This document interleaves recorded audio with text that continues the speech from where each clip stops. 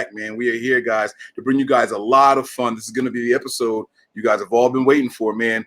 Season 1 is finally here. It's upon us, and it's time to talk some 49ers versus Tampa Bay Buccaneers football. Before we get down to all that, we want to thank you guys for checking us out here on the YouTube page. If this is your first time here, if you stumbled across this because you were searching for 49ers or Tampa Bay or game previews, welcome, and hit that like and subscribe button, guys, all right? Make sure you check out the website. It is www.nothingbutniners.com, okay? There you're going to see a bunch of great articles written by a bunch of great people. You're going to see our social media pages there. You're going to see our page dedicated to the supporters and fans of the San Francisco 49ers. It's all images, guys. You send us videos, pictures of you in your game day attire, and we'll post it up there for you guys, all right? So, again, make sure you check out that website. It is www.nothingbutniners.com, all right? Also, you guys can make sure you check out all of our social media avenues, okay? Our Twitter and our Snapchat, those handles are nothing but 9ERS. Then make sure you hit us up on Facebook and Instagram, okay? Those pages are popping. I love those pages over there. Facebook and Instagram are both the same as well. Nothing but Niners, spelled all the way out with spaces in between. All right, you guys know me already. I'm 49ers Mike _NFL. The Twitter handle for our page, again, is nothing but the number 9ERS. And also, you guys make sure you hit us up on the email side, okay? NBNiners@nothingbutniners.com. All right, that's where you can send in your questions if you want us to talk about something on the show. If you guys have you heard us say something, you were like, you know what, I want to write to you guys about this. I don't like that, or I agree with that, or whatever it is. You can leave it in the comments. You can send an email there. And even still, you can send those pictures that I was telling you about for the website. You can send them there also. NBNiners@nothingbutniners.com. All right. Again, I'm 49ers Mike _NFL. You guys can hit me up over there. And my man Nick is here. 49er Faithful 365. What up? All day, every day. What's up, baby? Yo, it is game week. Super pumped, man. I got one more day. Gonna get everything situated, and my ass is on a plane to Tampa. Can't wait. That's what I'm talking about, man. I know a lot of people are excited. Look at you heading to the belly of the beast. Isn't the storm out there or something? By the way, prayers up to everybody who was going through that hurricane out there. If you were someone who was watching out there, man, and you were in that area, hope you guys are bunkering down and being safe. I know the Carolinas, the areas down there in the southeast part of the country are getting hit with this stuff right now. So prayers out to you guys. Hope everyone is safe out there. All right. Definitely. Now let's bring in my man Tony, our resident GM. He is in the building. Where is he at there? Boom. What's up, fellas? What's going on? Coach, I took some I was definitely not picking my nose. I'm just tired of leaning like this. But anyway, I'm ready to talk some football. This week's matchup versus Tampa Bay. There's a lot to talk about, a lot to cover. Some good things, some possibly scary things, but we'll get into it tonight. Absolutely. And last but certainly not least, he's back over there, right? My man Anthony. Where are you at there, baby? What's going on, kiddo? Oh, shit, we got a whole new scene. What's going on, guys? Week 1 is coming. Week 1 is coming quick, and I'm ready to talk about it. This matchup is a lot more intimidating than we think, so it's a lot to break down, and I'm ready to do it. Yeah, I was just in the group chat, and people were saying this is a must-win game and things like that. I don't think it's a must-win game, but it is an important game. We want to see it win, obviously. We want to see the 49ers come in there and kick some ass, but we're going to break all of that down. Now, before we do, is there any news to report? I know we saw a couple of pressers and things like that earlier today. Is there any news to report on anything? Did you guys take anything away from we heard from John Lynch on 49ers Live. We heard from Kyle Shanahan. We heard from Jimmy Garoppolo. Did anybody take away any key points from any of that you guys want to touch on before we get to this game preview? Just the biggest one. I mean, obviously it's going to be like 90. I think it's going to be 96 on game day in Tampa with the humidity. So that's a pretty hot day there in Florida. I think it's going to be like 90% humidity. Kyle Shanahan was just talking about how they were going to play in Tampa, then stay on the East Coast, and then go to Cincinnati. I know we weren't sure if they were going to do that because it hadn't been announced yet, but it's finally official. They are going to stay somewhere in Ohio, I believe, and then play Cincinnati afterwards. Also, just remember they're practicing right now or riding bikes and things like that in a tent with steam to get used to the humidity and the heat. Also have the heat turned all the way up in the weight room and things like that. So that's kind of interesting, getting their bodies right and ready for the heat in Tampa. So that'll be kind of interesting. Absolutely. Anyone else hear anything that they want to discuss? Kyle Shanahan, I think today said he wasn't too sure who the starting free safety is going to be for week 1. So when we get to that point, that's going to be pretty interesting to talk about. I thought that was pretty big. He knows. He knows. I think he said he knows, but he's not telling. I know he's good at smoke screens, but still, it's basically Jimmy Ward versus Tavarius Moore. So when we talk about it, it'll be interesting. All right. And Tony, did you have any takeaways? I got one that I'm dying to say, but I don't know. I want to let everyone else get the opportunity to say something. So I gotta be honest, I haven't had a chance to actually watch any of the pressers today because I was tied up with some things with my kids. Tomorrow's their first day of school, so it was the last minute running around. So I'm really interested to hear what they have to say from you guys. Yeah, man. It was a lot of the standard stuff, a lot of the regular jargon and rigmarole, but something I took away from John Lynch's appearance on 49ers Live was that they were doing a 53-man roster breakdown, and part of it was he got to the wide receivers, and he flat out admitted Richie James earned his roster spot in preseason. It wasn't a given that he was going to – they like to say that all the time, but he singled Richie James out, and he flat out said he was playing for a roster spot. And he showed it in special teams. He showed it as a wide receiver. He definitely stepped up, and he earned his position. I thought that was bold. I thought that says a lot, and it makes me wonder about whether or not Richie James is safe when Trent Taylor and Jalen Hurd are healthy again. Do you think the Niners are going to stay with 7 wide receivers all year, or do you think they're going to let someone go? What do you guys think? I think they'll stay with 7 because the reason I think they'll stay with 7 is because they're still even once Trent Taylor comes back, you still have Jalen Hurd, which I don't expect to see till after at least the bye week. This year, I think they're just going to let him, continue to grow, get that back right, because it's obviously the tightness is really, really bad to be holding him out as much as it is. And then you have that issue there going into, week 5 after the bye week.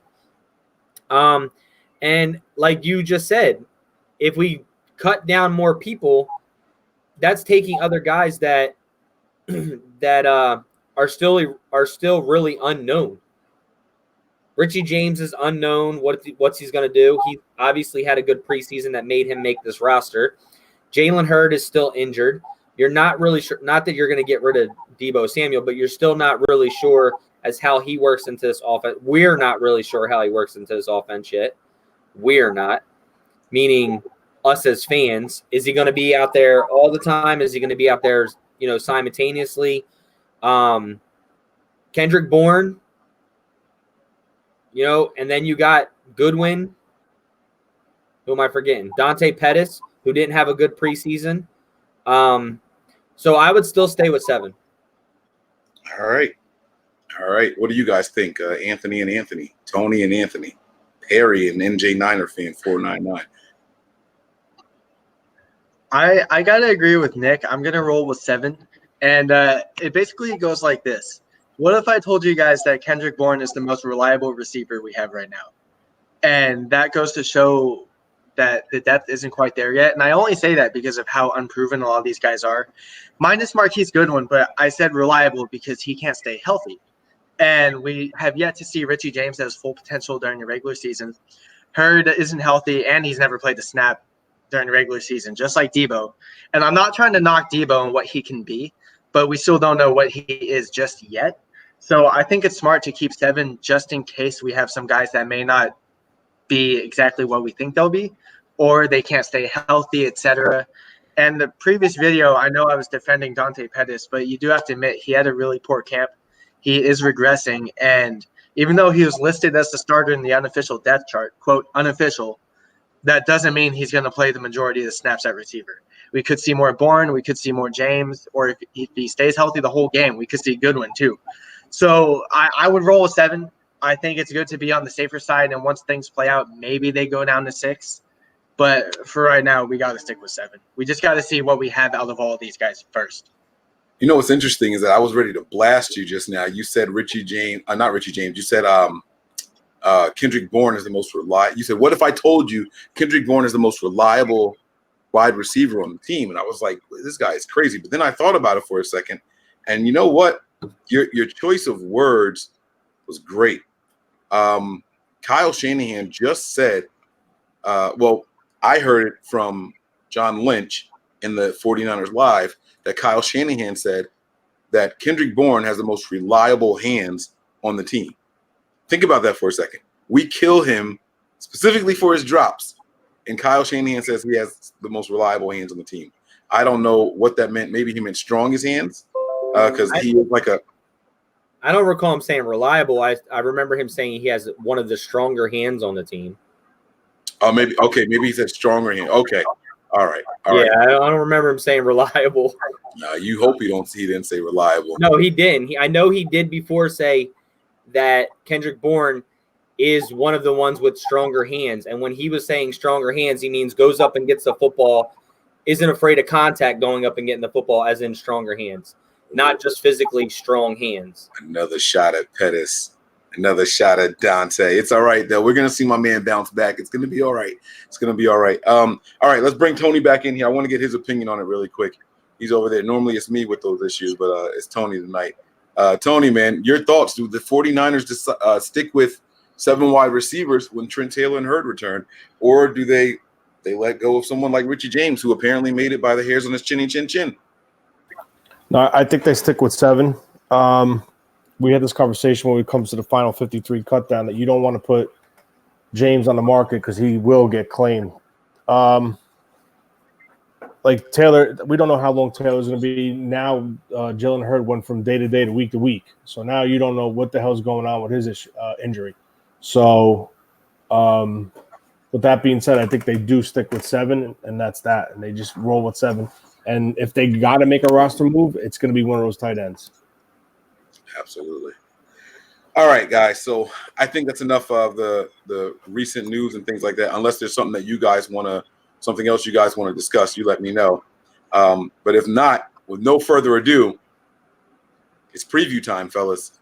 We got to get into this, all right? So we're traveling east. The 49ers are losing hours of sleep. They're losing hours of daylight, and they're heading into this heat, this horrible humidity. Like Nick said, they're going to be practicing in the heat. They're doing it. Kyle Shanahan, you said even his office is hot, but he thinks that's bad AC and things like that, ventilation. What are your guys' thoughts, man? I mean, I don't want to just start with is it's going to be a win or a loss, but do you guys how do you guys want to break this down, man? Do we want to do predictions? Do we want to, what? How about this? I know what to do. What are we worried about? Let's start there. You want me to go first? Sure. My issues right now that I'm worried about is this is going to sound so funny. I'm worried we come out too hype in the beginning and make mental mistakes. Like, that is something that makes me nervous. You got Quan Alexander going back to Tampa, his first game back. You got D Ford coming out, who should be ready to go. His first snaps of the season, hasn't taken any snaps. If you get Bosa back, it's going to be his first NFL game. You got Richie James. If he plays more than he did last year, that's excitement. You got Jimmy Garoppolo coming back as his first game with nerves and things like that. Kind of hyped up, maybe overthrowing the football, underthrowing the football, just doing silly things like that. That's one of the big, and I'll let somebody else say one other thing, but that's one of the biggest things that I'm worried about is coming out too hype. Like being way too hype and way onto ourselves and making mental mistakes. Okay. All right. Anybody else worried about anything going into this game? Yeah, I think for this game, I'm not so much concerned about the offense, but more so on the defense. Like Nick said, a lot of last season's problems, even if it was a lost season, was a lot of mental mistakes and big chunk plays given up. And that's what this offense feasts off of. And I get this is a new coach, new offensive coordinator with Arians. But you still have Jameis Winston, who's pretty much the same quarterback. He has pretty much the same receiving threats. The only main person he lost was Adam Humphries. Mike Evans, top 5 receiver. Chris Godwin, emerging wide receiver. O.J. Howard, the top 10 tight end. So the secondary is going to be on its toes the whole game. And as we recall last season, Sherman got burnt quite a few times by Mike Evans. So maybe with better safety play, that will be prevented slightly. But to take away from that, the offense of the Bucs is going to be the most worrisome for me against a very young and relatively inexperienced defense that still needs time to really mesh. And again, like Nick said, these guys have a lot of hype and a lot of energy, but all it takes is one hit or one big play to drop these guys back down to earth really quickly. So I would say the defensive side of the ball with a very potent offense is my biggest concern. All right. So my man is worried that the offense of the Bucs might be a little too much for the 49ers to handle. And I think that's fair. I honestly think that's fair. Okay. What do you think over there, Tony, man? The Niners road team traveling east. I mean, is it that simple as that? Should we be worried about that? I think you definitely have to be worried. I know we were talking in the beginning of the season when we started camp. We had the prediction show how many wins and losses we're going to have. And I came out and said we should blow this team out of the water. But watching Jimmy in the preseason with the injury, plus adding the injuries into play, there's some things to be really concerned of. I know what Anthony said. I agree with him to a point, but in my opinion, I know it's pretty much the same team for them on the offensive side of the ball. But I think you have to throw out last year's game versus Tampa Bay out the window because of all the adversity the team had between Foster, Goodwin. Goodwin didn't play. That's when he had his problem with his wife. Personal issues in his family. The whole distraction with Reuben Foster. That team came out flat. And, I mean, it happens. Shit happens. But this is a whole new team, our team at least. And I understand they have a very talented wide receiver core. They have a very talented tight end and backup tight end. But let's bring this back to reality. Last year, yes, Sherman did get smoked.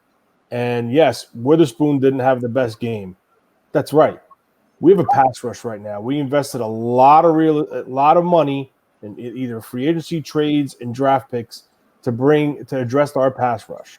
We added Ford and we added Bosa. Now, this is a different defensive line. Honestly, I feel our advantage clearly is our defensive line versus their offensive line. That's where this game is going to be won inside the trenches. We all could agree that Jameis Winston, you give him an ounce of pressure, the ball starts flying. Going overhead, short, behind, in front. If we can get to Jameis Winston, we can win this game. That's the way I look at it. I don't care who you have outside. You fluster Jameis Winston, we have a very strong shot. As long as the offense does their side of the thing, keeps their side of the bargain on the field. Now, as far as Jimmy, this is Jimmy's really first true test in a real football game. I'm really looking forward to it. Another thing we got to talk about is the center position. Is Richburg going to play, or is it going to be Ben Garland? I mean, I could just keep going. There's a lot of things that I'm kind of worried about, but you got to realize one thing. We signed Quan Alexander from Tampa Bay. This guy is going to be hyped, and he's going to be looking to make a statement versus this team. All right. Well, goddamn. I wonder what I can have to say now. This is going to be crazy. All right. That you said a lot there, and I agree with a lot of it. One of the biggest things is, like you said, Jimmy Garoppolo's first game back, a game that matters. This is going to be something that I could see the rest of the team being anxious and hyped up, and I could see Jimmy Garoppolo being nervous. You know what I mean? So like a combination of what you're saying and what Nick was saying. Now, what I'm worried about is that we are oversimplifying Jameis Winston. I think that everyone thinks that you get pressure on Jameis Winston, he's going to start getting sloppy with the ball. I don't think Jameis Winston is that type of person. I think Jameis Winston makes some boneheaded throws. I think Jameis Winston makes really bad decisions with the football, similar to what Jimmy Garoppolo does. All right, but the difference is that if the game is tight or not tight but getting out of hand, I think Jameis Winston has that gunslinger mentality where it's like, I can make this throw, even though we can't. And then here come the turnovers. I've seen Jameis Winston just take sacks. I haven't seen him really get crazy about the ball coming in or, pressure coming in. And then he starts making really bad decisions based off of that. I think the bad decisions come from him trusting himself a little too much. He gets sacked, he gets up, and he keeps it going. But I think that he's got more of a gunslinger mentality, right? So you couple that with who his coach is. His coach loves gunslingers. Think about this. Bruce Arians, and look at the people you've seen him do it with and where. You've seen him do it in Pittsburgh. You've seen him do it in Arizona with Carson Palmer. You've seen him do it in Indianapolis. He likes gunslingers, and he's going to air that ball out. And I think that's why Jameis Winston is secured his job. I think that's why we got to be a little bit careful here with how we think, just pressure is going to be. Let me ask you guys this question. Do the 49ers win this game without any turnovers? They could. I think so. They could. They could. I think so. Anthony, what do you think? Yeah, I'd say so. Yeah? Yeah. I'll roll with I'll take more sacks than more turnovers, honestly. Okay. All right. See, now that's different. If that's how you feel, I'm with you there. I do think that we can get some pressure on this guy. Now, do you guys think where did this narrative that they have a bad offensive line come from? Well, they gave up 15 sacks in 3 preseason games. I mean, that says a lot. 6 in one game. Their starters gave up 6. 5 sacks in the first half alone against the Browns. Okay. All right. So now this is where I want to go. 5 sacks in the first half against the Browns. Do the 49ers have as good of a front four as the Browns? Don't just say yes because we're Niner fans. No, I think so. Yes, I think so. I think so. Okay. You got to take away. I mean, this isn't like, Myles Garrett versus him. I'm taking it as a whole collective unit. I'll put Buckner, I'll put Ford, I'll put Bosa up against Garrett, Olivier Vernon, Ogunjobi. And Ogunjobi, the Charlotte 49er guy. I don't even think it's just our starting front four. I think we just have more solid depth behind them to continue to have fresh legs throughout the entire game. That's a good point. Okay. All right. I'm just here to play devil's advocate. You guys know I can't let you guys come here and be like, we're gonna win 99-0. Like, I'm not gonna let you guys do that. I'm trying to bring a little bit of balance here. I want to present all sides of this. Okay. Here's something else that I'm worried about that nobody mentioned. I'm worried about our offense. I know we have Kyle Shanahan and all that, but something that no one's talking about. You guys, just asking you guys this question. You have any idea how many touchdowns that Tampa Bay starting defense allowed all preseason?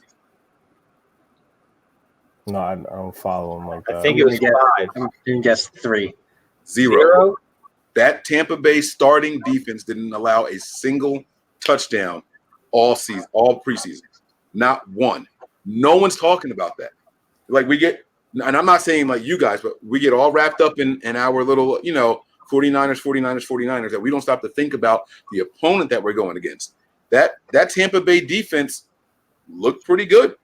It looked pretty good, and no one is talking about it.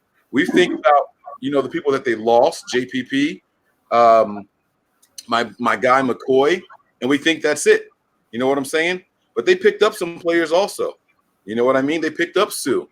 They got this linebacker, Devin White, right? Like, this guy is all over the field. Devin White is all over the place. Now, I do think. I'm not gonna say what I was gonna say. Our running backs are gonna have their hands full trying to get away from Devin White. I'm gonna leave it like that. So I want to know what you guys think there. Regarding the Bucs defense, like the front seven? The defense in general, like I said, they didn't allow a touchdown all preseason. They're starting defense. You go back and you look at the first 2 or 3 quarters of every game that they played, you won't see a 7 or a 10. You'll see 3, you'll see 0, you'll see 6. That is it. They didn't allow a single touchdown all preseason. I will credit that to Arians bringing in Todd Bowles, who is a very well-renowned defensive coordinator. Talk about it. But I got to say that the Bucs' overall pieces, and it's one thing to take away from impressive preseason performances, but when the expectations are low, and honestly, the like requirements and the standards are even lower, when you just want to see guys, I want to say getting stuff done or at least doing something is somewhat impressive. But at the same time, these are other teams who aren't taking it as seriously, and all they want to do is just do something. So I'm not going to say that the Bucs defense was bad during the preseason, but if they're coming into week one with high expectations and then they get crushed, then I honestly think that's the end of the road for the Bucs. You're absolutely right. You're right. Now, and here's a comment here from West Coast. Bucs gave up 30 points to Pittsburgh. That is 100% accurate. No points in the first quarter. That was the first preseason game. Their starting defense stopped Pittsburgh, bro. That's my point. I didn't say anything about their defense all preseason. I'm talking about their starters. I'm specifically talking about their starters. So I just think that we're kind of, just bypassing this. They're not looking at this whole thing. And our offensive line, it hasn't been that hot. All right, I got to get this off here because I can't see my guys. Our offensive line hasn't been that hot. So is this something that we should be concerned with? Tony just asked a really good question. Who's going to be our center? We don't know how this offensive line is going to look. We got Lincoln Tomlinson coming in here off of an injury. We got our center coming in off of an injury. And we saw Joe Staley. All right. Y'all going to make me sound like, all right. I want everybody to know I got the Niners winning this before I continue. Because I sound like I'm trying to talk down about the Niners. That's not my goal here. But I want us to think about this. Don't just sound like, arrogant fans of a team. I'm not talking to you three. I'm talking about the Niners as a whole, everyone watching this right now. I don't want us to sound like arrogant fans. You know what I mean? Like, oh, we're going to go into Tampa and we're going to destroy these guys. Like, hey, there's some things to be concerned about, no? Come on, Nick. I really think we're gonna destroy them, bro. I really think that. I think that we have our run game's a favorable matchup against this defense. It's a 34 front, and Todd Bowles is a very, very, very aggressive defensive coordinator. You're going to see him blitz, very unorthodox blitz. He's going to attack the center of the center of the offense. That's why I kind of want to. I saw like something that Richburg is on his way to playing this week.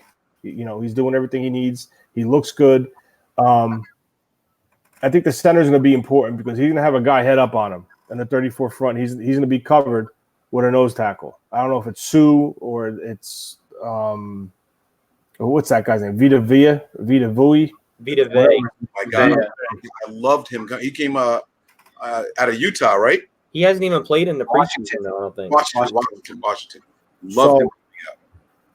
So I think, in my opinion, I'll take Kyle Shanahan in this matchup because he knows how this defense is going to attack him. And if they're going to blitz and apply pressure like that, it's going to be open. The center of that defense is going to be open, and that's where Kyle likes to attack, the center of the defense. As far as attacking the edges in this, I think we could do it because their outside linebackers on paper is Shaq Barrett and Levante David are listed as their outside linebackers. So I think we have an edge there. It's going to be interesting. I do think we're going to come away with a W. I do think I'm not going to say we're going to blow them out. I think we're going to win impressively, maybe by a touchdown. It's not going to come close, but they got to be on their game, man. They can't go in this thinking that they're going to blow this team out, and then all of a sudden look at the scoreboard, it's 14-0. They who? Who are you? You said they got to be on their game. They who? The Niners. Okay. The Niners have to be on their game. They have to stay focused. This is a cross-country trip. Granted, it's at 4:25. Now, I'm not a Floridian. Nick's an ex-Floridian.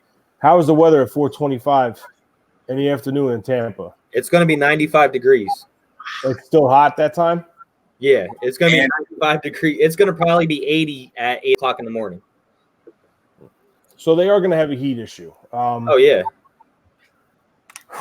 I humidity, too. It's 95 degrees air temperature, not counting the humidity. That's not on-field temperature. It's probably going to be like 110 on the field. Easy. And I'm going to be honest with you guys. This is a huge game for the 49ers. I think This is a statement game, and I think they got to win this to get off on the right foot. They haven't won on the road. They're traveling cross country to open up their first game. If they win this and they do it impressively, or they win comfortably, I should say, that's a good step forward for this team. Now they go to Youngstown, then they play Cincinnati. I almost wish it was vice versa. We had Cincinnati first, then we played Tampa. But it is what it is. That's the schedule. That's the NFL. The schedulers gave us, so we just got to do it. You got to go out there. You got to play your game, and that's that. Mike, I want to ask you, when you talk about the defense, now this is going to be from a broader perspective, but Bruce Arians is coming off a year hiatus, and we always hear about how not even just players, but coaches may lose a step coming off of a year off. So I want to ask you, do you think Bruce Arians coming back from a year off is going to affect the way he coaches in any way, or do you think he's just going to step in and be the same guy? And the reason why I ask that is because he's taking over an entirely new roster with an entirely new team that does have a lot of holes. So do you think him as a coach can patch a lot of those holes, or do you think it's going to take him time to get the whole team on one page? Which is why I think the Niners do have a huge advantage overall, is because a lot of those guys have been together for some time. Right. No, it's a really good question. You want to know if the coach is going to come back with cold feet and things like that. If this was somebody like Chuck Pagano, I would feel that way. Bruce Arians is a seasoned vet.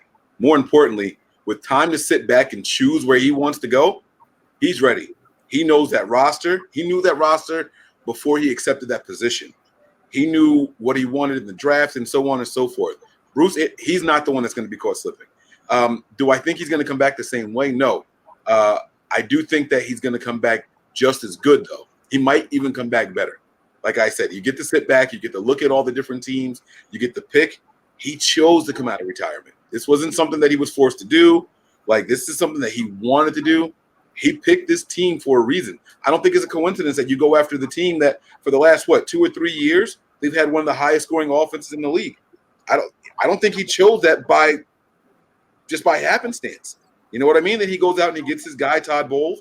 He's ready to get that defense going. Look, hey, I know what I'm good at. You do what you're good at, and let's rock this league, man. I don't know. I respect Bruce Arians a lot. He's one of my favorite coaches in the entire NFL. He's been that way. I hated that he was in our division. I have loved Bruce Arians for a very long time. So maybe I have some kind of bias or whatever, but I want you guys to stop asking me questions because I feel like I sound super negative. I'm going to take the lead and start asking questions because everything I have to say just seems negative and against the Niners. I have us winning this game. I do. I swear to you guys I do. No, you don't. No, you don't. The other thing, when you were talking about Vita Vea, I think he's still questionable for week 1, as well as their receiver. What the hell is that guy's name? Evans was just listed as healthy. No, it wasn't. It wasn't Mike Evans. It was Godwin is healthy. I forget his name now. I can't think of it. Oh, Levante David. They both practiced today. I was just reading that. They both practiced today, but I think they're still listed questionable. Yeah, so that's another big telling sign. I'm telling you, I think this is what I think happens. I think the Niners start off a little rough offensively. Defensively, you know what? If I took anything from this preseason, the one main thing I would have take from this preseason that I thought was better than last year is our red zone defense. And that was not even just with our starters. That's completely all around. Red zone defense was a lot better this year in preseason. I know it's preseason. We need to see it in a regular game. But if there's one thing that I've taken away from that is we gave up a couple chunk plays. Obviously, that play in week 4, we gave up a big 44-yard run with the Exum missed tackle, whatever it was. But overall, I think our red zone defense has shown out better than it has been in the last few years. I think the first quarter is probably neck to neck, and I think we take away with it from the second through fourth. All right, so you got to start out not so much slow, but I just have us. I have it starting off slower because I really think that we're going to be so damn hype. Like I have a feeling that we're going to be so damn hype. We're going to make a couple mental mistakes. Another big thing to win this game is pre-snap penalties and just penalties in general. Have to keep those under control. Go ahead, Tone. I think, I mean, listen, we know the way Kyle is. I think it's very important for Kyle to come out and get Jimmy comfortable. Run the ball a little bit, roll the pocket on the bootleg a little bit, let him get comfortable, let him, get his groove. And then after that, then he could open it up. I don't think he's going to come out and spread him out wide and start bombing balls all over the place. I think he has to stick to a script, which he probably has a 15 play script to get Jimmy comfortable. And after that, that's when he'll open it up and really start going with play action and stuff like that and taking his deep shots down the field. But he's got to get Jimmy comfortable. Remember what we said, this is his first game that means something. Yeah, I mean, I totally agree with you. I think that you have to, like you said, work him up to getting him. If you notice Jimmy Garoppolo, though, since he's been a Niner, he never really gets going until like the third drive. In any of his games that he's ever played in, he never really gets going until usually we go 3 and out. Then we'll get one drive with a first down, and then it will stall. And then the third drive, we start to march down the field. Well, that's not all on Jimmy, I don't think. I think that has something to do with Kyle, because I think Kyle wants to see what that defense is going to give them and what's going to be open. So now Kyle's main thing is this play sets up that play. That play sets up this play. So that's why I think Kyle – his first 2 drives, I can't recall off the top of my head. You never seen them fly right down the field on their first drive. Never. We did it one time last season, or maybe the season before. No, it was the season before. Jimmy was a quarterback, and it was against the Jaguars. They said the Jaguars hadn't allowed an opening game touchdown all season or some shit like that. It was a crazy stat that they hadn't allowed an opening drive touchdown, and we did it. That was the one. I think that was the only time that I've ever seen them march down the field and score on an opening drive. But to Tony's point, Kyle Shanahan likes to manipulate defenses. He gives them a look. He sees what they do. He studies it. He gives them the same look, but it's a completely different play. And absolutely. Yeah. So I get what everyone is saying with that. Or it could be the same play from a totally different formation, which he's known to do a lot. Yeah, for sure. Yeah, he plays chess with them. That's what he basically does when he's calling plays. So I don't know. Let's what do you think? Let's ask this. What do you think will hurt? Let me ask you guys this question. What do you think the Niners have to do to win this game? And what do you think if they don't do, they'll lose this game? Put up more points. Well, obviously, but I'm talking about physically. I honestly think they're a big investment and has to show return. They have to pressure the quarterback and get back there and cause Winston to, make a stupid throw, do something. They have to. These guys that they invested big bucks in and big capital in, they have to perform. They have to get back there. They have to apply pressure, and it'll free up the secondary. And I think Jimmy needs to find his groove, and he needs to go. And that's that.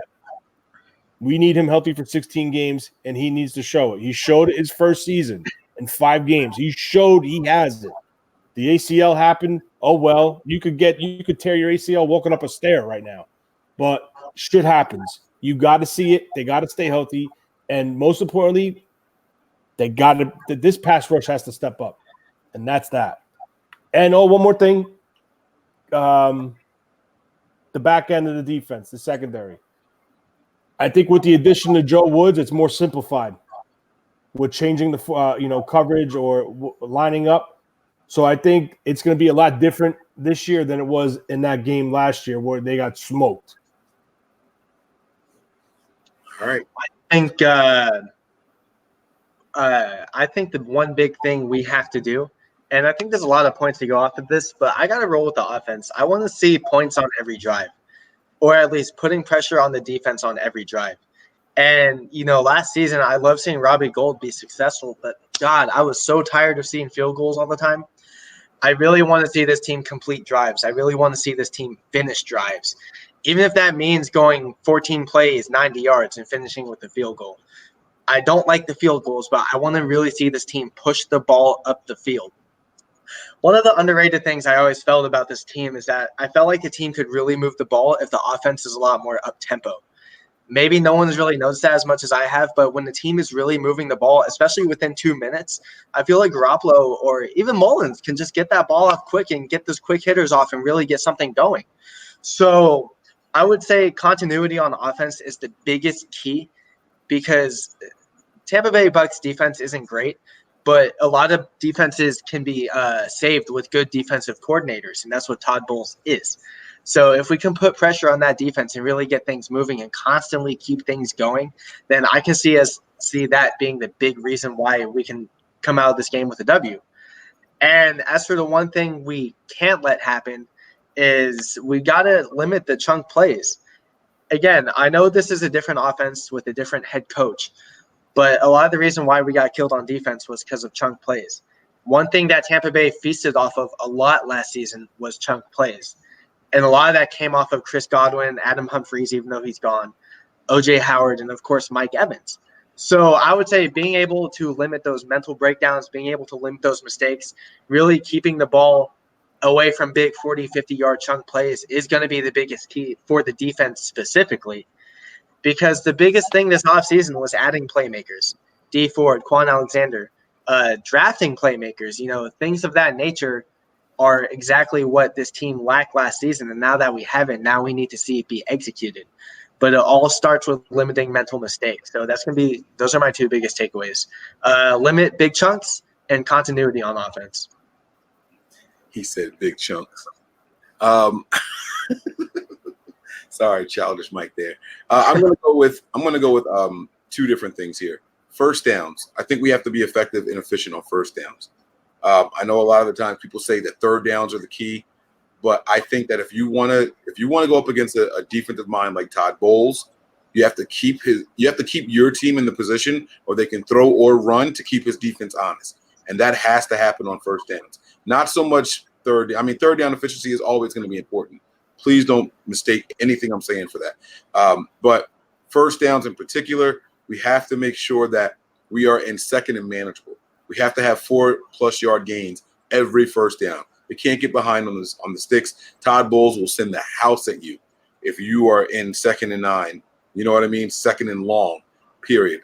So you got to be careful with that. And the other thing is going to be something that the 49ers struggled with a lot during the preseason. We kind of got better at it, but it was the third game.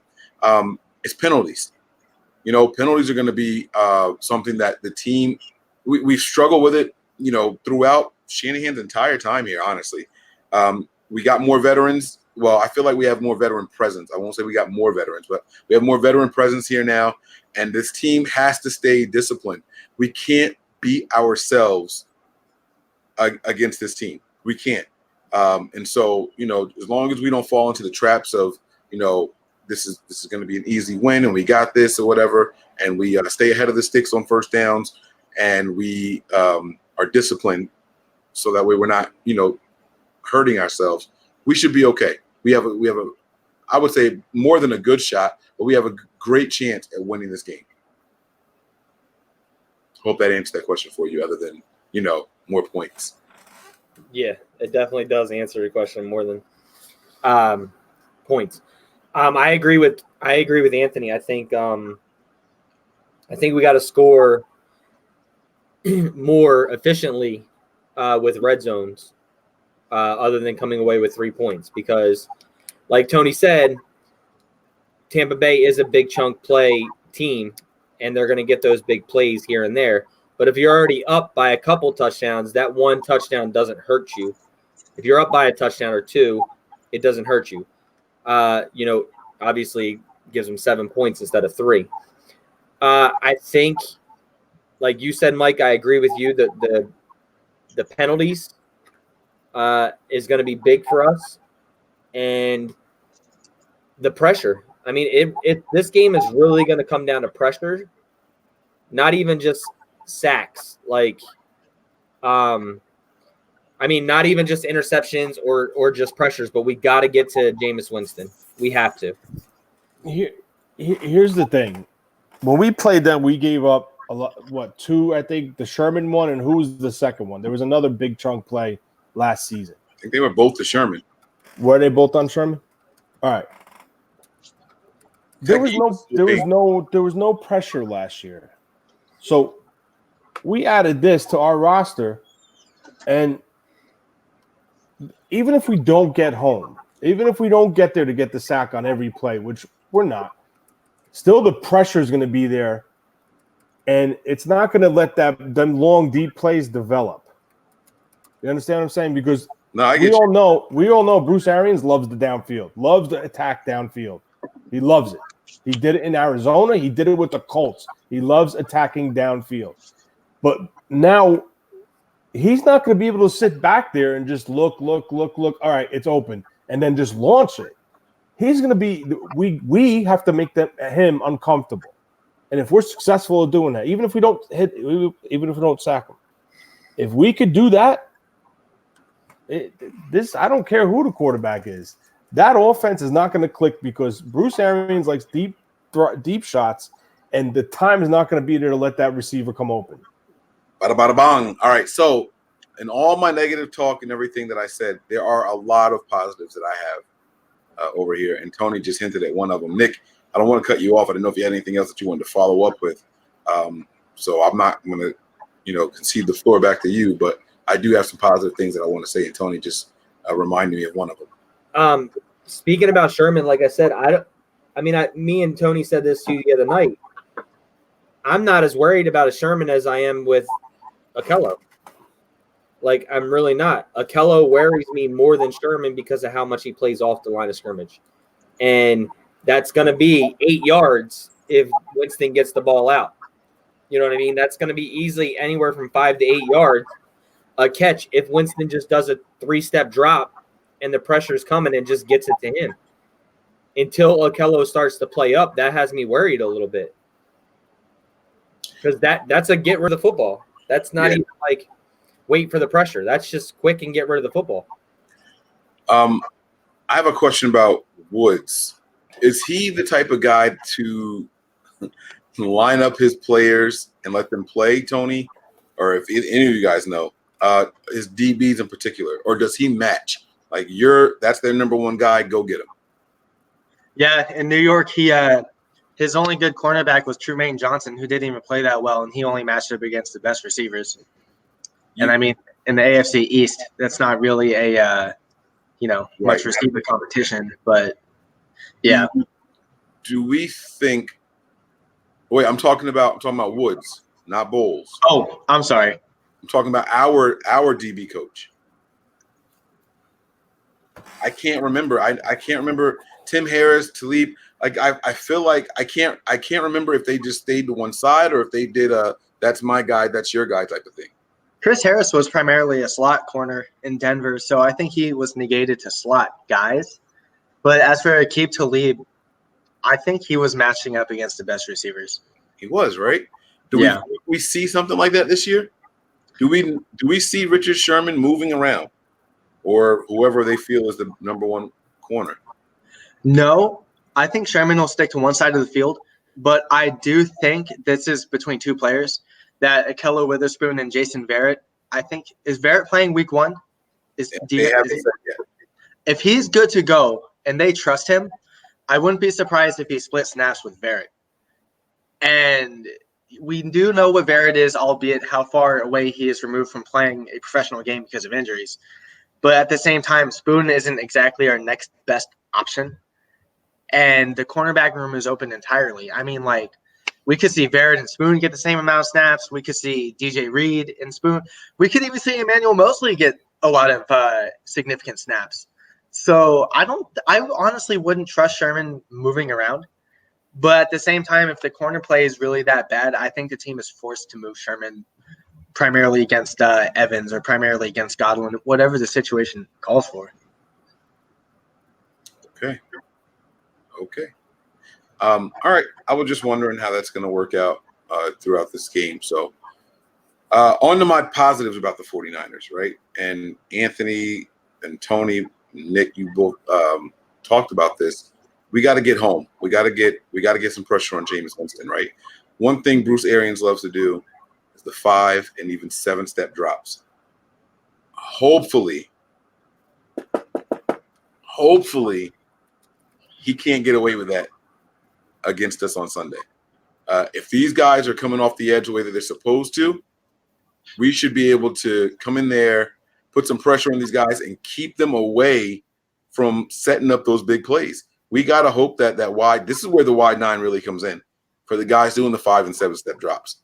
I think that if you're doing a 3-step drop, I think you might have further to go when you loop around trying to get the quarterback in the wide 9. But if it's a 5-step drop, by the time you loop around, you're meeting him where his drop is. You know what I'm saying? So what are your thoughts on that, Tony? Do you think that we benefit from implementing a little bit more wide 9 than what we've been doing? Yeah, I mean, I said previously on another show, I don't think you're going to see wide 9, first, second down. It's going to be in second and long, third and long situations. And that's where, it's pin your ears back, go get the guy. Don't worry about nothing else but getting him. And that's that. And that's why these guys were brought in. That's precisely when they're going to do those 5 and 7-step drops. We're going to be on the third and longs. Correct. So now you think about it like this. Their tackles – let me see. Donovan Dotson Smith and Donovan Smith. Both those guys, from what I recall, struggle a little bit versus speed. Okay, D Ford has the fastest step in the NFL. We said that numerous times on this show. So now what happens? He can't run a tight end out. He's going to have to leave a tight end in, or a back's going to have to chip him. So now you're messing up his original play because he's got one less guy to go out. So even if they double team, that's going to leave Buckner in the middle. And that's where you're really going to see this line. The only thing is, they haven't played together. So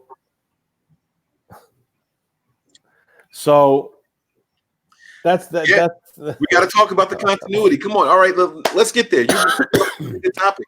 Guys. They haven't played together. They haven't had a chance to fully gel together, especially if they start running stunts. Okay? Continuity is very important, and gelling is with stunts because it's all timing.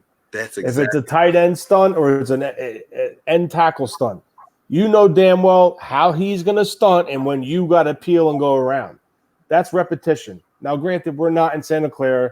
We're not watching the practice. Oh, they haven't been practicing either. Don't do that. We know Bosa hasn't been practicing, bro. No, I'm saying previously till he got hurt, all this stuff. You don't know if they were working on this. That's just my opinion. You don't know what goes on behind. Tony's right. This is one of the worst offensive lines in all of football. The wide 9 is going to show us exactly how valuable D Ford and Nick Bosa is, or even whoever our backup guys are that's going to be playing edge with how many guys are rotational. The thing about this Bucs offensive line is this is about the second or third year they have actually played together as a unit, the whole team, the whole offensive line, excuse me. So what Tony's saying about the wide 9, these guys, D Ford and Bosa, are going to get really good one-on-one matchups against two tackles who can't handle speed that well. And I get Bosa wasn't really a speed guy coming out of college, but all it takes is a first quick step, and you're past that tackle that fast. Kind of like how we saw Chubb beat Joe Staley in preseason week 2. That was a miscommunication. Miscommunication. Don't say that. Mike all feared up. I'm sorry. No, Tony's right, though. Guys need to get home. This wide 9 is going to show exactly why we went after these edge guys.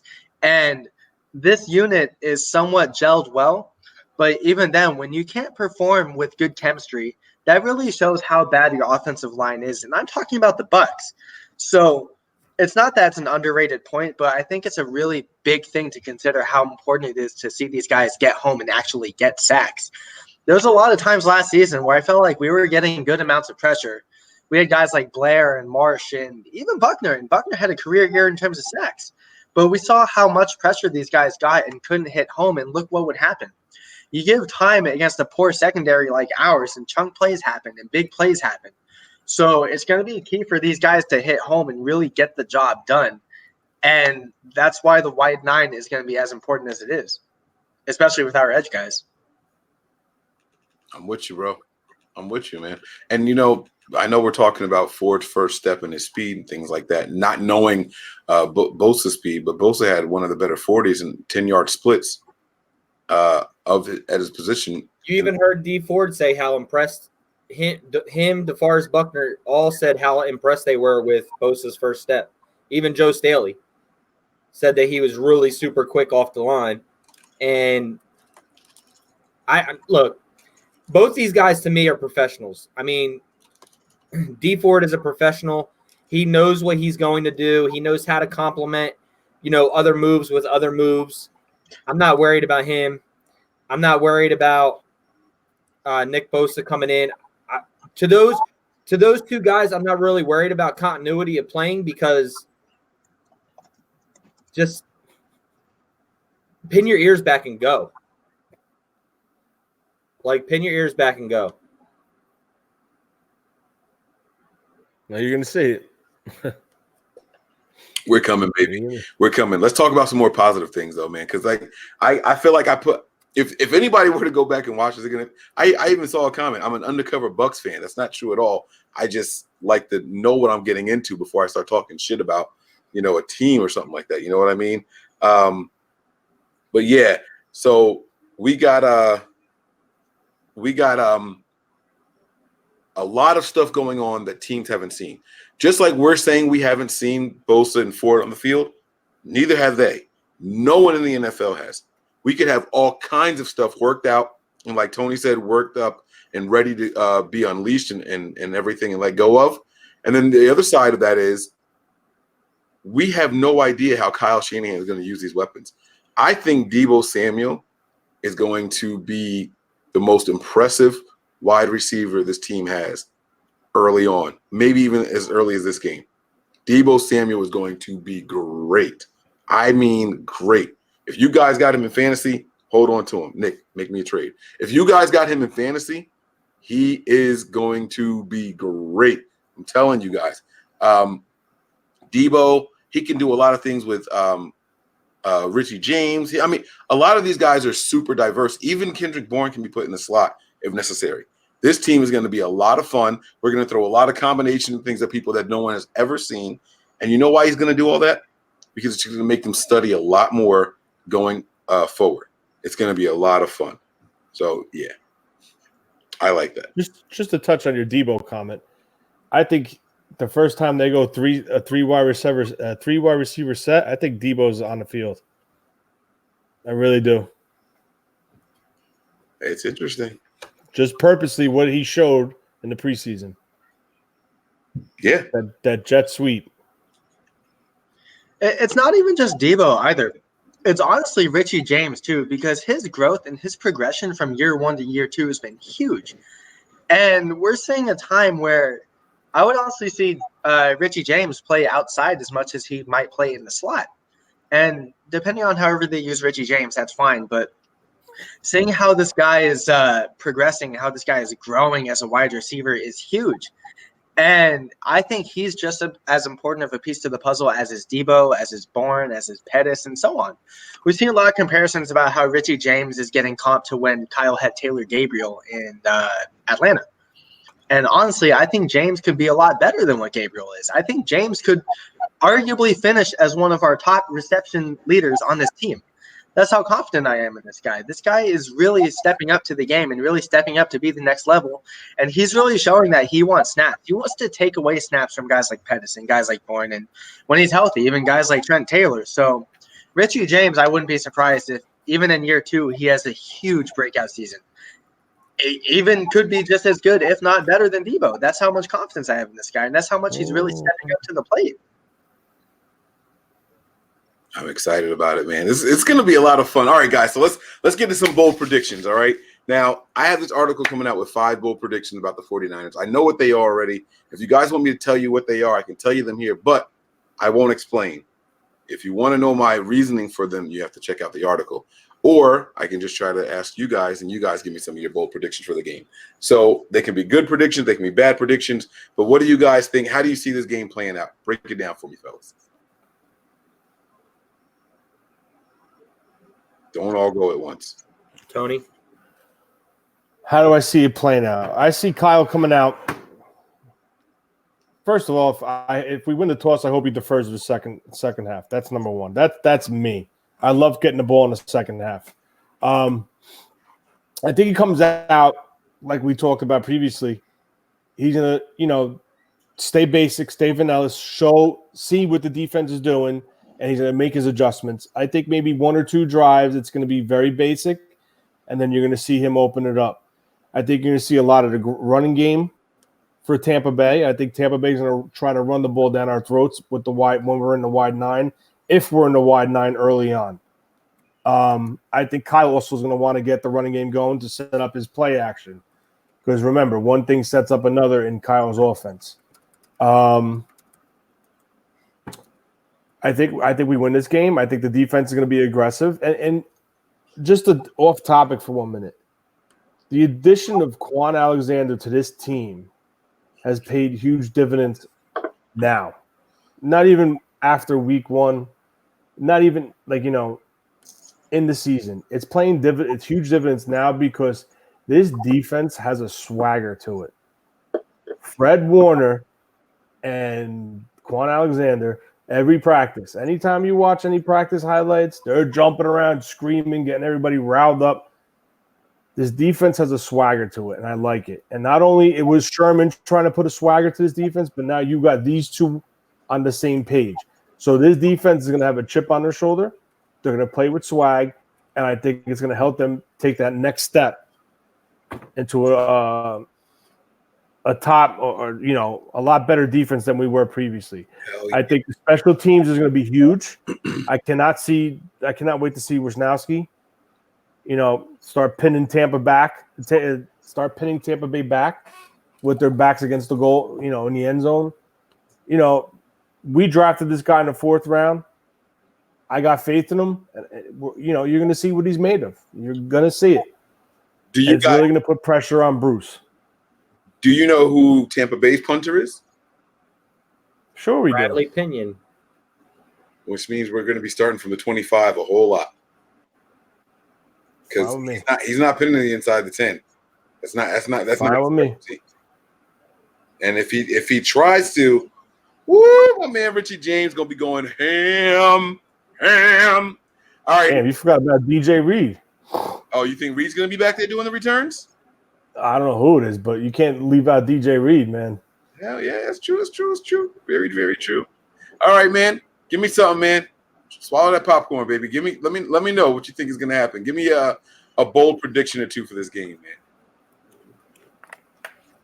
Oh god, I thought that was Niner. That's my neighbor's dog, or my dog, excuse me. But 2 receivers are gonna have over 100 yards. That's how close we're rolling with. And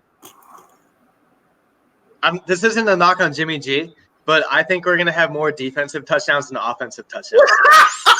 I feel about the defense, and I'm not saying like 1 defensive touchdown to 1 or 0 offensive touchdowns, but a lot's gonna go on. Hold on, I'm right back. That's disrespectful. My man said more defense. Let me knock that. Oh, you got it. Good job, Nick. My man said more defensive touchdowns than offensive touchdowns. Y'all really think Tampa Bay offense is just going to be doo-doo? The disrespect is real for real. If that happens, we're losing this game. Yo, my man Tony over there, he looks like I know I've been calling Robert Saleh the bad guy. What's the bad guy's name? Superman. Lex Luthor? Lex Luthor, yeah. Like Lex Luthor when he did that shit just then. Well, y'all don't like Anthony's prediction, huh?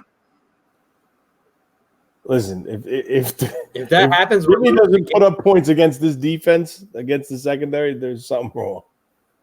I'm sorry. If there's more defensive touchdowns this game, we're going like 5-11. Oh, damn. You give it a whole season off of one game? Because this defense is not as good. If we can't score points against this defense, Bro. we're going to have issues.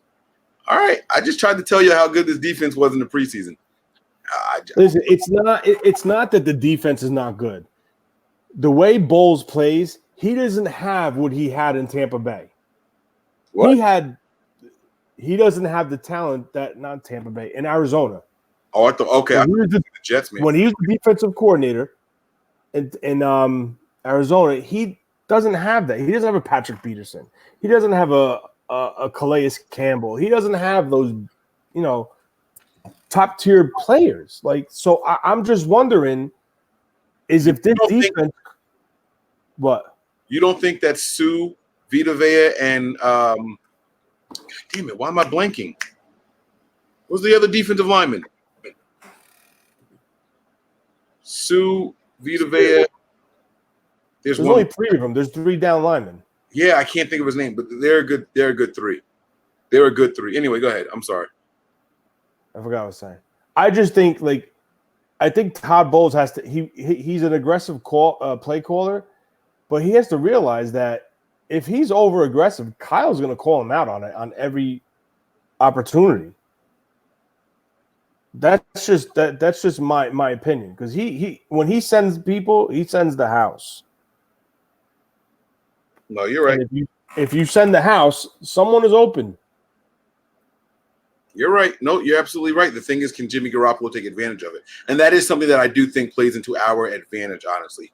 I think Jimmy Garoppolo is one of those guys that when you send pressure, he gets rid of the ball quickly.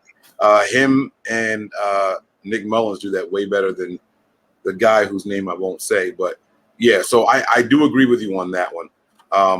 If Jimmy is comfortable. Once Jimmy's uncomfortable, he holds on to the ball for a little bit too long, and we've seen that. And that's why he's got to do what he's got to do on those first couple drives. He's got to ease Jimmy into this, and once he's comfortable, and that's when he'll start opening it up. And to be honest with you, I wouldn't be surprised if they run a couple of screens, get the ball out of Jimmy's hands fast, and use their aggression against them. Yeah. Yeah, no, that's what we should do. We should play into, and that's what you want. You want to build your quarterback's confidence. When Jimmy first got his start against, was it the Cowboys game? No. Help me out here, guys. The game where he had the interception and in preseason. Was it the Cowboys game? Who was the second team we played? Denver. Damn it. I was not going to get that. I'm glad you said it. When Jimmy got that start against Denver and everyone was like, oh, he looks so bad. And a lot of people said that it was on the play calling. Why didn't Shanahan do this? Why didn't Shanahan do that? He didn't do that because he doesn't want to put that out there yet. You know what I'm saying? He's not going to show you how he's going to get his quarterback comfortable because he wants to do that stuff in the real games. So I do think Tony's right. I think we're going to see some short dink and dunk stuff or get the guys the ball in space, some screens and things like that. You know what I mean? Some quick tosses, quick hits out the backfield. Running backs running deep outs and nobody expecting the ball, just taking the secondary with them and then dumping it down to the running back. I think we're going to see things like that early to get the ball rolling. So I do like what you're saying, Nick. I need one from you now, man. You got to give me a bold prediction or two. Bold prediction number 1: the Niners have 5 sacks. And bold prediction number 2: I think we win 31-17. Well, you went right. You went right there. 31-17, huh? 31, 27. All right, touchdown. 4 touchdowns and a field goal. What was that? Oh, 4 touchdowns and a field goal. Yep. Oh, wow. Okay. All right. Okay. I like it. 5 sacks. All right, so here I'm going to give you guys my 5 bold predictions here, okay? My first bold prediction, DeForest Buckner does not get a sack. That's my first bold prediction. Number 2, what's that? Hold on, let me see. Oh, okay. All right. My first one is that DeForest Buckner does not get a sack. Number 2 is that we don't get an interception. Number 3 Special teams recovers the ball, whether it's a muff punt or a strip on a return, but special teams gets the ball back for us. Number 4 is going to be that we recover 2 fumbles on defense. So we're going to have a special team turnover. We're going to have 2 on defense, but neither one of them are going to be an interception. Buckner's not going to get an Buckner's not going to get a sack. And the first sack is going to be by Juan Alexander on a blitz, linebacker blitz. Those are my bold predictions for this game. Set the tone early, get emotional. I think the coaching staff wants this team to get the emotions involved, and so that's where I got it. Tony, I know you got to go, man. Any last words? You want to tell people anything before you get up out of here? I know you got to jump off. Yeah, I got to go to work tomorrow. It's a nice talk with you guys. Big game. In my opinion, I think we need to start strong, fly out of the chute early. Let's get 1-0 going into Youngstown and going to Cincinnati and get another W. You got a score prediction? Nah. I don't have a score prediction. I don't like saying score predictions. I just think we're going to win. And yeah, I mean, that's it. We're going to win. We got to stick to our game plan. We got to stick to basics, and everyone's got to do their job, and that's it. If we do that, we're good. All right. But Mike, Nick, have a good night. If Anthony comes back, everybody in the chat, have a good night. That's pretty much it. Go Niners. Yes, sir. Yes, sir. All right. Have a good night, guys. All right. We lose one, Anthony, and the other one pops up. My bad. I had to buy some Girl Scout stuff. They were donating some stuff for the school, and I really wanted some. As he just pops in the popcorn. I'm sorry. I'm sorry. Oh, but yeah, guys, I'm sorry. More defensive touchdowns and offensive touchdowns. I got to jump back on that. Bro, let me tell you, man, they were talking mad shit about you. They killed you. I couldn't defend myself. No, I only say that because I'm banking on this defense going balls to the wall against a very porous offensive line and a very shaky quarterback. If we can force some turnovers, force some strip stacks, that's to the house. And that's on top of Jimmy G demolishing an honestly pretty poor defense that is very unproven. Although Mike really seems to like how they played in the preseason, hence preseason. So I just got to roll with the hot hand here. I really think that the Niners offense and defense can get it going right away. I said if the defense scores more points than the offense this week, we're in for a 5-11 season. I don't even like going on that. I don't even, I want this team to make the playoffs, but on God, if this team can even go 8-8, I'll take that too. I just want to see improvement with this team. Bro, if this offense doesn't score at least 28 points and win this game, offensively score 28 points, it's going to be a long season. I agree. I don't agree. I don't think that I just don't think it's going to be as easy to score on these guys as you guys think. But I could be completely wrong. We'll see. We will see. I do have the 49ers winning this game. Like I said, I got 3 turnovers here. I got 1 on special teams, 2 fumble recoveries, no interceptions. Did you hear my bold predictions, Anthony? No, I'm sorry. Buckner does not get a sack. We do not get an interception. We get 2 turnovers on defense, but they're both from fumbles. Kickoff, the special teams gets a turnover. And what was my 5th one? Did I give a 5th one? You said the turnovers. You said DeForest Buckner doesn't get a sack. I said no sack, no interception. Oh, and Juan Alexander gets Juan Alexander gets the first sack. Yeah, that was it. Juan Alexander that was my 5th one. So those are my predictions. And that's not hating on Buckner. Buckner's going to be busy. He's going to be putting mad pressure. I think Buckner's going to put a ton of pressure on Jameis Winston. Don't get me wrong. I'm not saying that he's going to be invisible. I just don't think he's going to get a sack. I think Jameis Winston's going to see it coming because it's right up the middle, Jameis Winston isn't that guy that's going to do a lot of running left and right. He's not good at that. I think he's going to see it coming up the middle, and he's either going to get rid of the ball, or you know what I mean, or you know what, he's going to do something else. He's going to try to slide away from it. I think Buckner has the hardest job of getting sacks against this guy. So I think DeForest Buckner leads the team with sacks this weekend, actually, to be honest with you. This weekend. Well, then I hope he gets some sacks then, because if he leads the team in sacks and my prediction comes true where he doesn't get any, we're in for a long game. I'm going with 2 sacks for Buck this week. I got to roll with 2 also. I will say, though, that even if Buckner doesn't hit home on sacks and he's still getting pressure up front, if he's forcing Jameis out of the pocket into either Bosa or Ford or even Armstead or who's ever playing edge, I will gladly take that too. You know, sacks I don't think is a clear indication of how successful someone necessarily is. But when you have playmakers on both sides of you and you're helping them just as much as you're helping yourself, I think that's the biggest role to play when it comes to that, especially with Buckner. I think Buckner is going to be integral to our success as far as getting sacks and pressure on the quarterback.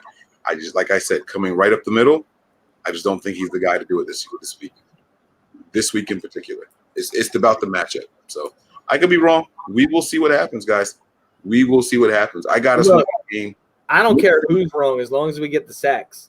Nick said 31-17. I don't know if you want to give a final prediction, final score prediction. Well, I said more defensive touchdowns than offensive, but I think the offense. Here's one more bold prediction too. Now that I think about it, I think the offense is only going to go 1 or 2 drives with not scoring. That's how much I think this offense can take apart the Bucs defense.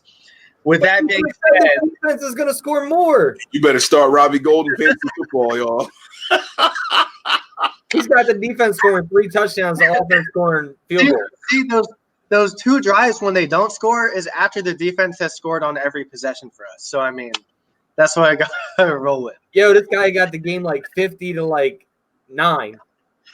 I'm playing too much Madden. I'm playing too much Madden on rookie. I'm sorry. But I think 34-17, 34-20. I will say that the Bucs offense is going to move the ball, even if we do see the defense make vast improvements.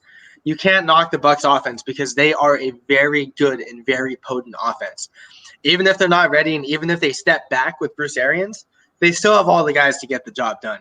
And as far as we know, our defense isn't fully proven right away. So I won't be surprised if some big plays happen. But like I said earlier, it's just being able to limit those plays. And I think the defense can do that, but don't be surprised if the Bucs do score on some big plays because that's what their offense is shaped around to do. And that's what Arians has been known to do specifically. Yo, he's got me so confused. The Bucs are scoring on chunk plays, field goals, and the defense is going to score more points. And we're going to win the game. It can all happen. That's what matters. It can all happen. We can play sound defense, have one blown coverage, and they take advantage of it. It can all happen. Everything he's saying can happen, man. It can. It can. I got another bold prediction.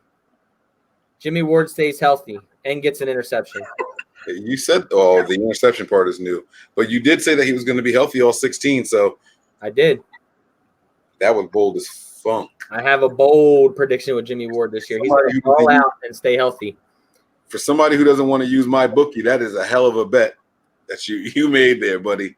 That is crazy. So, all right, man. I got nothing else, man. I got the Niners winning this one. I don't know the final score, honestly. If I had to try to pull a number out really quick, give me the Niners. Niners 28. Nope. I don't like that. Give me the Niners 29 and the Bucs 17. 29-17. Niners 28. Niners 29. The Bucs 17. What you think about that? What's the line? Can anybody pull up the line? Let me look at my bookie really quick. Let me pull up my bookie really quick. Have you guys checked out my bookie anyway? Anthony, have you ever been on there? No. I'm going to pull it up right now while I'm typing this in. MyBookie.com, guys. If you haven't been there, make sure you guys check it out. MyBookie is the one place to go. You can type it in so many different ways. I'll tell you what. This is how you can use our promo code for MyBookie. You go to mybookie.com/NBN, right? That's all you got to do. and it's going to take you to our page here. Boom. You get $1,000 bonus with your first deposit. Okay. You deposit $1,000. My bookie is going to bet you or give you that $1,000 right back. That is 100% guaranteed. It's a free $1,000. Now, I don't know about you guys, but if I'm walking into a place and I want to make some money, that's you making money right there. I wonder if you get allowed to make money and then just cash out. Maybe not. All right. I don't know how it works. I don't want to try to beat the system here, but you guys should check it out. Okay. There's a lot of stuff that has changed in the NFL this year. Odell Beckham left the Giants.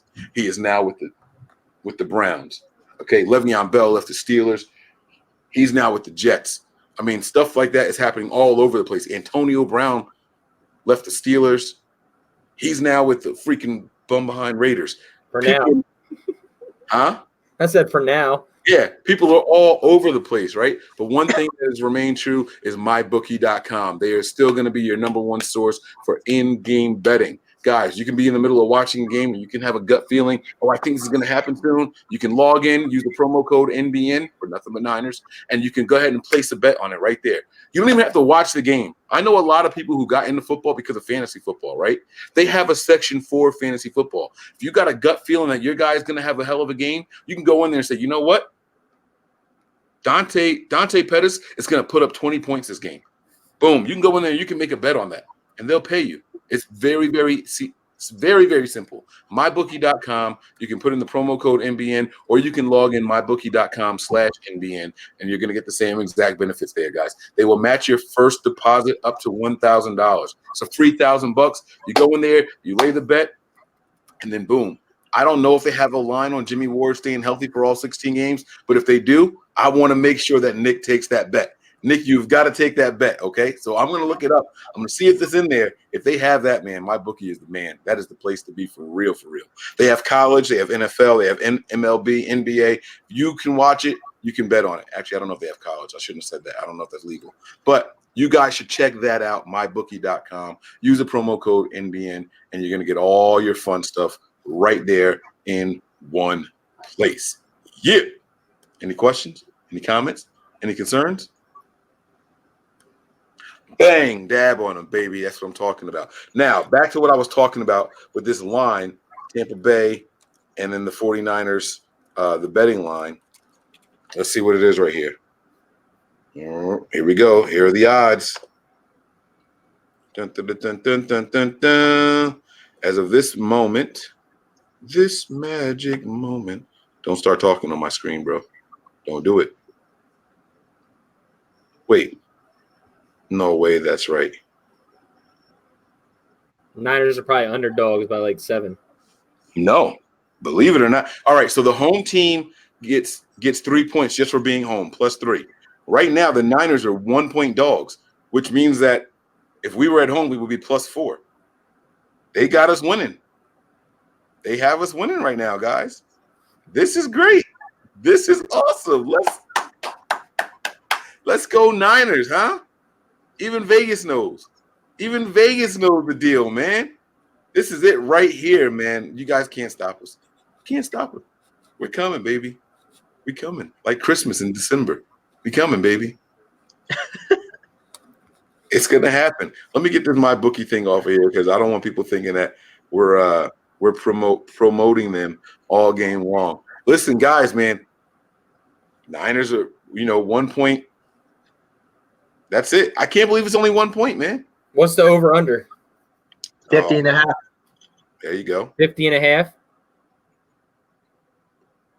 And what was my score prediction? I said 29-17. 28-17. No, I said 29. I added 1 more point. I didn't. I changed it to 29. 29-17. Oof. It's only 46. See, Vegas knows about all those defensive touchdowns I was talking about and offensive touchdowns. So that's 50 on the Niners alone right there. That's a lot of points they got, man. That is crazy. Yeah, I said 31-17. That's only 48. That's what I'm saying. This is going to be a hell of a game then, huh? All right. Yo, this is going to be an entertaining game, and they only got a 1 point differential. That's crazy. That is crazy. By the way, 68% of people are betting on the 49ers so far. So this is going to be a lot of fun. This is going to be a good game, man. And people are saying, I'm going to take the over. You think that this team – okay. All right. All right. I got nothing for y'all, man. All right, Nick. Anything else, man? No, man. If you guys are going to be in Tampa this weekend, hit me up. Are you going to the game, Nick? Yeah. What? Get out of here. When are you leaving? I leave Mr. Friday. Faithful Flag. That's who that is. Oh. I leave Friday at Flag. 7 a.m. You got the flag already? No, it's actually going to my aunt's house in Florida. I'm just going to Got pick it up there Nice. because it took too long to come back last time. So, All right. We got one more question here. I see all these score predictions coming in because you wrote it in there. I see 28-24. And that is a 51 points right there. So JD might be onto something there. I see 45-13. Let me do some maths in my head. That is 58. So, all right, I like that also. I see 27-14. NB and Chan, man. 41. I guess we're wrong, bro, because it's got to be more than that. But, yeah, so very good. You got it right there. What is the panic level from 1 to 10 if we lose this game? I don't personally think this is a must-win. I don't. I personally don't. We have no idea what this offense is going to look like with game plan. We have no idea what this defense is going to look like with a game plan. I'm just not ready to hit the panic button. I still think the Niners win 12 games this year, and that's regardless of how this game goes. So, yeah. I wouldn't say such a high panic level, but I do think this is one of the games that we need to win to start off on the right foot. The front half of our schedule is a lot better and easier than what the back end of our schedule is. So I'm going to say that the panic level, if we lose this game, would probably be around a 6, just because I think we need to win these games. It won't be panic level as we're going to do horrible this season, but I think we need to start off on the right foot with these first 6 games, including the bye. So I'd say probably a 6. All right. I think I'm gonna roll with a 5. I gotta be 50-50 on it. You know, I agree with both you guys at some point. I agree with Mike in the sense that it's the first game. You know, the concern level isn't too high because we still have 15 more games to go. But I think it's the way in which they lose. If they lose, that might raise my panic level.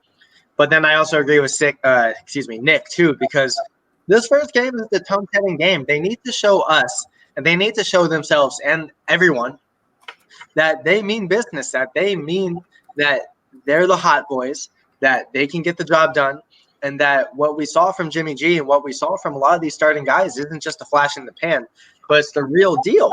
So it goes both ways, but I'm going to stick in the middle and roll with the 5. As long as they can set the tone and get the job done, I think that panic level for every game would dramatically drop, because you hear a lot of people talk about how poised this team is to win now when we haven't seen what everyone's potential is just yet. So there's a lot of fine lines that go among this, but I'm going to roll with the 5. All right. So we got a 5. We got a 6. I'm going to leave mine down at a 1 or a 2. I'm not worried about it too much. So, I mean, you know, it is what it is. It's going to be what it is. I know a lot of people feel like this is the must-win game, but the Niners traveling east, it's not always a favorable situation. The heat, the humidity, Jimmy Garoppolo's first game back, Juan Alexander's real first game back. There's a lot of things that can go wrong, and we're going to step back. And if they do go wrong, we can say we probably should have seen that coming. So I'm not. That's why I'm not hitting the panic button, just in case the obvious negatives happen. What if Richard Sherman isn't back? What if Jimmy Garoppolo isn't back? What if Matt Breida tweaks something? What if Quan Alexander isn't as ready as we thought he was? You get what I'm saying? There's a bunch of things that could happen, and we could be like, damn, we should have seen this happening. You know what I'm saying? So that's why my panic level isn't going to be high right now, because if it happens, it's going to happen early. And by the way, to revert back to our MyBookie ad, guys, you must be 21 or over to participate in the MyBookie thing. In order to sign up, you have to be 21 or over. They have a bunch of age verification screens, so you're not going to sneak your way through this one, all right? Make sure that you guys gamble responsibly. If you have a gambling problem, there's an 800 number for you. Google it. I don't have it, sorry. But mybookie.com is still the place to be, all right? All right, Jonathan, thank you, man. I appreciate that reminder there, buddy. But, yeah, so I'm just not panicking about that, because like I said, a lot of stuff can go wrong. A lot of stuff couldn't go wrong. We hope it doesn't. Like I said, knock on wood there. But if it does happen, I'm not worried about it. We'll all settle down. We don't lose anybody for the season. You know, a couple of tweaks happen. Seeing Matt Breida get dinged isn't going to be anything new. We know he's going to bounce back in a week or two, and he'll be right back. You know what I mean? Richard Sherman might still be a liability or struggle to coverage against someone like Mike Evans. We saw it already. I'm not going to worry about that because Richard Sherman didn't struggle like that the entire season. It was just that one game that he was like in. And so that's why it's not a big panic level for me. Gotcha. I just want to keep singing. All I do is win, win, win, no matter what. That's all I want to keep singing. That's it. And I want to get I can't wait till Levi, man. I'm going to try to get the all gas, no break started in Tampa. So if you're there and there's Niner fans next to me, I'm going to try to get the all gas, no break started. All right. I like it. I hope it works, man. I am you got that all I do is win in your head. And with this team and the way they've been playing throughout this, especially the defense, the way they've been playing throughout the offseason, man, or the preseason, I got that Swagger Like Us song stuck in my head, man. I know it's not like our official song or anything like that, but just the way that joint starts, that no one on the corner has swagger like us. That joint is stuck in my head, man. Like, that's going to be my game day song for real. I would play it on here, but I don't want to get fined, you know, because he was a bunch of haters. Cock blockers. But no, if you guys are going to the just a quick plug real quick. If you are going to Tampa game this week, make sure you come to the 49er Invasion Saturday, 2 to 5 p.m. at 912 North Franklin Street. That's 912 North Franklin Street. That's in downtown Tampa across from the Marriott. That'll be Saturday. And then also Friday night, there is a link on Facebook for Tampa Empire. They will be holding a meet and greet at the Buffalo Wild Wings on East 7th Avenue in Ybor, which is right next to downtown Tampa. And then Sunday, obviously, the tailgate and game, Niner Empire has one too. For $25 a head, you get chicken, ribs, mac and cheese, beer, soda, whatever you want. $25 all you can eat, all you can drink at that tailgate as well. So if you have a Facebook, look it up. Buy your band, see you at the Invasion, come take pictures with the Faithful Flag Adventures, and check me out. Yeah, absolutely. Sounds like it's going to be a lot of fun, man. So I hope you guys enjoy that out there.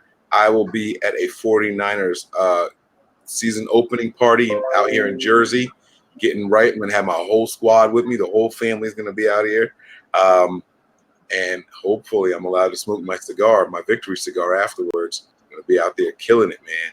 I'm kind of sad that I can't go to that though. I truly am, because that's going to be a good time. It's going to be awesome. I can't freaking wait, man. Let's go Niners. By the way, guys, I know I said that my panic level is going to be a 1, 2 at tops. Don't judge my panic level off the overreaction show. It's supposed to be up here during the overreaction show. Just want to put that out there. All right, let's keep everything in context, guys. Let's get up out of here, fellas. I'm done. Anthony, you got anything else? Nope. All right. I know you got some more popcorn over there. Maybe he doesn't. Yeah, always. Always. That's why he's so skinny. That's all he eats, popcorn. It's that skinny pop. Yeah, absolutely. I see a question here. When's the next episode? You guys are probably going to get, what's today, Wednesday? You guys might get 2 more episodes before the game, actually.